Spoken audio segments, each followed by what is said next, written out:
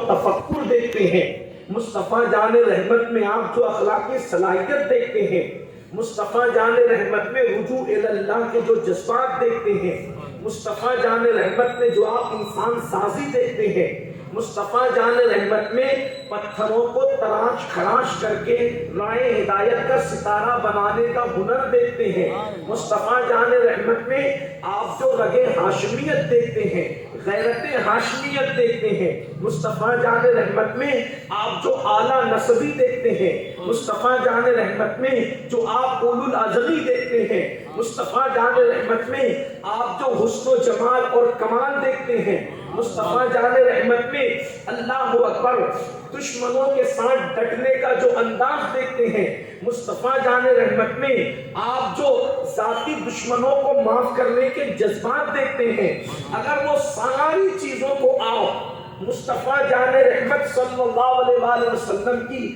سیرت، اخلاق، کردار کو اگر کسی شخصیت کے اندر بطور عکس دیکھنا چاہیں تو آپ کربلا میں امام علی مقام کی زندگی کا جائزہ لیں، آپ کو پتا چلے گا تدبر کا وہی انداز، تفکر کا وہی انداز، جان کے دشمنوں کو معاف کرنے کا وہی انداز۔ آپ کے سامنے میں ایک ہلکا سا خاکہ پیش کرنا چاہتا ہوں۔ آپ دیکھیے رسول اللہ صلی اللہ علیہ وآلہ وسلم جو ذاتی دشمن ہے ان کے ساتھ کیا سلوک کرتے ہیں۔ مثال کے طور پر اللہ کے حبیب علیہ الصلوۃ والتسلیم کو کسی نے گالی دی، اللہ کے رسول نے اس سے بدلہ نہیں لیا بلکہ حضور علیہ السلام نے اس کو معاف فرما دیا۔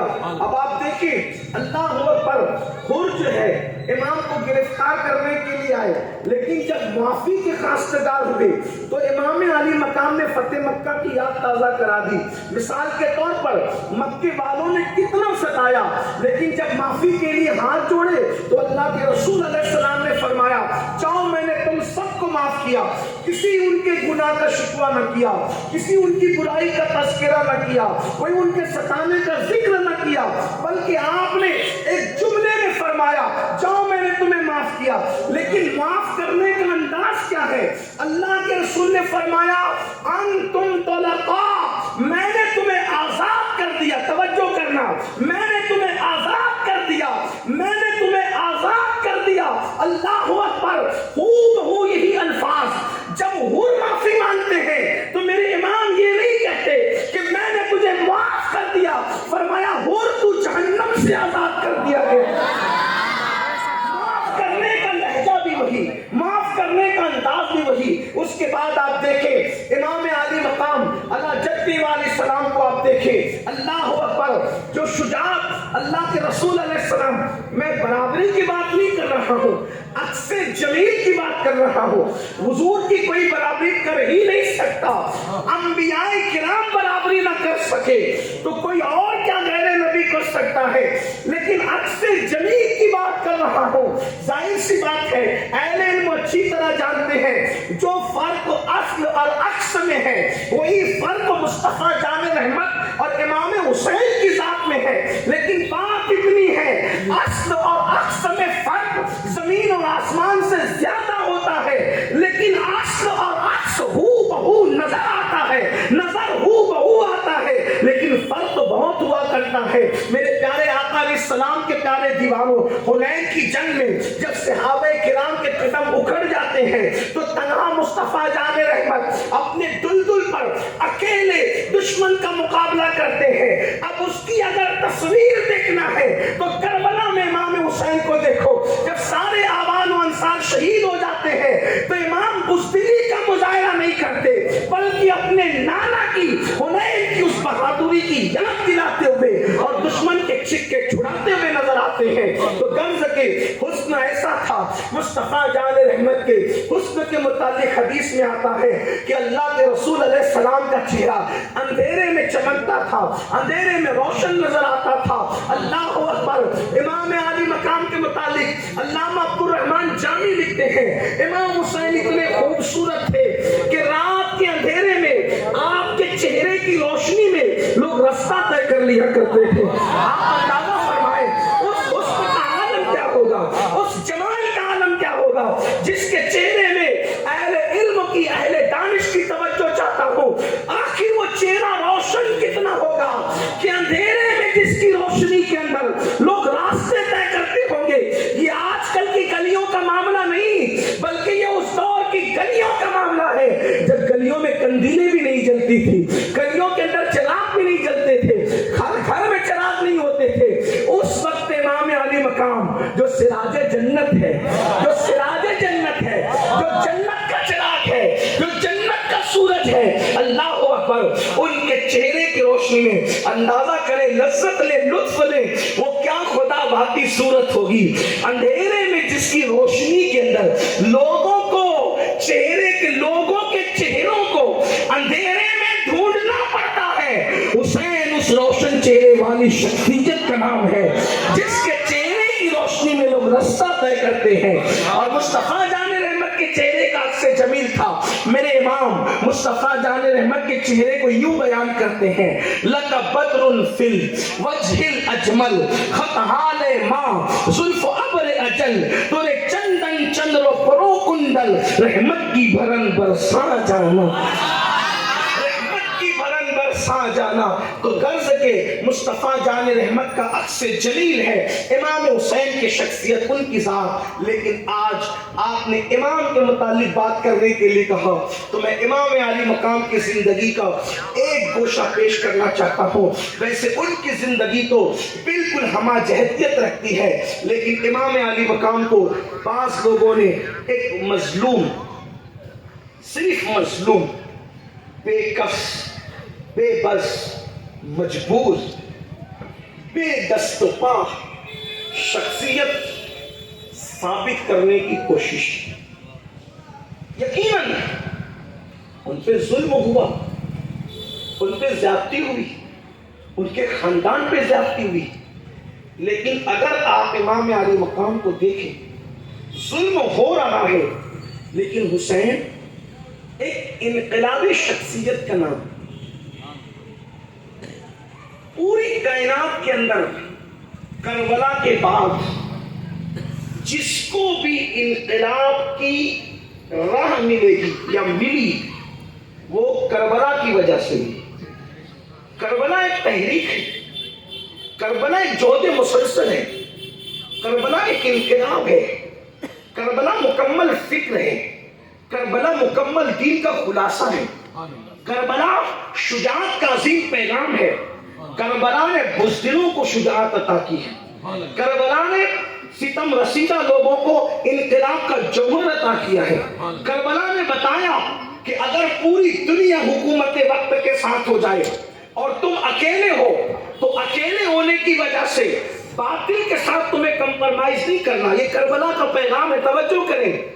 حکومت مکمل طور پہ مشرق سے لے کے مغرب تک ظالموں کی ہو اور تم تنہا ہو تو تنہائی کے خوف سے تم کبھی بھی حکومت وقت کے ساتھ جو ظالم ہو, جابر ہو, تم کبھی کمپرمائز مت کرنا, تم کبھی اتحاد مت کرنا, بلکہ کٹ جانا مگر جھکنا نہیں, سر کٹا دینا مگر سر جھکانا نہیں. اس لیے کہ کٹے ہوئے سر اور جھکے ہوئے سر میں فرق ہوتا ہے. جو سر کٹ جاتا ہے وہ بلند ہوتا ہے اور جو جھک جاتا ہے وہ غلام بنا دیا جاتا ہے. امام حسین بتانا چاہتے ہیں مومن کسی کی غلامی کے لیے نہیں آیا, مومن تو سر بلندی کے لیے آیا ہے. وَأَنْتُمُ الْأَعْلَوْنَ إِن كُنتُم مُؤْمِنِينَ, کہ تمہیں سر بلند ہو, تمہیں کامیاب ہو اگر تم مومن ہو. پتا چلا مومن سر جھکانے نہیں آیا, مومن کا سر جھکے گا تو صرف وحدہ لا شریک کی بارگاہ میں جھکے گا اور باقی کسی طاغوت کے آگے مومن کا سر نہیں جھکے گا. امام علی مقام کی فکر یہ ہے. اللہ اکبر. یزید سر تو نہیں مانگ رہا تھا, یزید سر تو نہیں مانگ رہا تھا, یزید تو صرف ہاتھ مانگ رہا تھا. اس نے تو صرف ہاتھ مانگا تھا. ہاتھ کا مطلب کیا تھا؟ اوٹ مانگی تھی. میں آج کے تناظر میں آپ کو سمجھانا چاہتا ہوں. یزید نے بیعت مانگی, اوٹ. اوٹ کیا ہوتی ہے؟ شہادت ہوتی ہے, گواہی ہوتی ہے کہ میں جس کو ووٹ دے رہا ہوں یہ بندہ نان کرپٹ ہے، یہ بندہ صحیح ہے، سچا ہے، اچھا ہے، یزید امام عالی مقام ہے، حالانکہ دنیا بیعت کر چکی ہے، یزید کی بیعت دنیا کر چکی ہے، ایسا نہیں کہ یزید کی بیعت نہیں کی، ہر سیاہ و سفید یزید کی بیعت کر چکے، سوائے چند نفوس کے جن کو آپ انگلیوں پہ گن سکتے، بلکہ اگر بیعت نہ کرنے والوں کو انگلیوں پہ گنے تو نام ختم ہو جائیں گے، انگلیاں باقی رہ جائیں گے۔ اتنے کم لوگوں نے یزید کی بیعت نہیں کی، لیکن کسی پر یزید کا فوکس نہیں تھا کہ اسی سے لینا ہے، اس کا پورا فوکس اس کے والد کے انتقال اور وصال کے بعد پورا فوکس یہ تھا امام حسین کی بیعت لینا، یعنی ان کی اوٹ لینا ہے۔ اگر امام عالی مقام اس کے ہاتھ پہ بیعت کر لیتے، یعنی اس کو اوٹ دے دیتے یا اس کے لیے شہادت دے دیتے کہ یزید نیک ہے، یزید اچھا ہے، یزید کا کردار اچھا ہے، تو پھر دنیا کا کوئی خطیب، دنیا کا کوئی عالم، دنیا کا کوئی مفکر، دنیا کا کوئی مدبر جو ہے وہ اللہ اکبر کردار یزید کے خلاف ایک جملہ نہیں کہہ سکتا تھا۔ جیسے مثال کے طور پہ توجہ فرمائیں کہ جب کوئی بدبخت سیدنا ابو بکر صدیق رضی اللہ تعالیٰ کے خلاف زبان کھولتا ہے تو ہم کہتے تو کس منہ سے کھول سکتا ہے؟ کیونکہ صدیق اکبر کے ہاتھ پہ بیعت رسول اللہ کے ان صحابہ نے کی ہے جن کو قرآن نے جنتی کہا ہے۔ اتنے بڑے لوگ جس کی تائید میں کھڑے ہوں اس کے خلاف تو کیسے بات کر سکتا ہے؟ اسی طرح عمر ابن خطاب رضی اللہ تعالیٰ، اسی طرح عثمان غنی رضی اللہ تعالیٰ، اسی طرح مولا علی رضی اللہ تعالیٰ، صحابہ نے ان کی بیعت کی، یعنی ان کی تائید کی کہ یہ امیر ہونے کے حقدار ہے، امیر ہونے کے لائق ہے، خلیفہ راشد کہلانے کے لائق ہے۔ اب یزید کی اگر بیعت امام حسین کر لیتے، پھر یزید شراب پیتا رہتا، آپ اس کی مخالفت نہیں کر سکتے تھے، یزید زنا کرتا رہتا، آپ اس کی مخالفت نہیں کر سکتے تھے، یزید جو ہے وہ جو کرتوت کرتا، اگر آپ اس کے خلاف کھڑے ہوتے تو لوگ آپ کو کیا کہتے؟ کیا آپ کو امام حسین سے زیادہ سمجھتائی تھی؟ جب حسین پاک نے اس کی بیعت کر لی اور حسین پاک نے اس کی تائید کر دی تو کون ہوتا ہے اس کے خلاف بولنے والا؟ امام علی مقام کو اس کا احساس تھا۔ حالانکہ میں اپنے نوجوانوں کو بتانا چاہتا ہوں کہ جن لوگوں نے بیعت کر لی تھی، بیعت کرنے کے ٹھیک 1 سال بعد، کچھ لوگوں نے 2 سال بعد، کچھ لوگوں نے 3 سال بعد یزید کی بیعت توڑ دی تھی، اور اس غیرت کے ساتھ توڑی تھی کہ جس کے سر پہ امامہ تھا اس نے محفل میں امامہ اتار کر کے یوں پھینکا، جس کے پیر میں چپل تھی اس پہ چپل اتار کر کے یوں پھینکا، جس کے ہاتھ میں جو چیز تھی وہ اتار کر کے پھینکا، اور کہا جیسے ہم اس چیز کو پھینکتے ہیں ویسے ہم یزید کی بیعت کو پھینکتے ہیں، یزید کی بیعت کو ریجیکٹ کرتے ہیں۔ لیکن ایک بات یہ ہے، کسی کی تائید کر کے تائید کو واپس لے لینا، اس میں برائی دیکھ کر توجہ کرنا۔ امام حسین کی بات آپ کے سامنے رکھ رہا ہوں، حسین اس دور اندیش مفکر کا نام ہے، حسین اس مدبر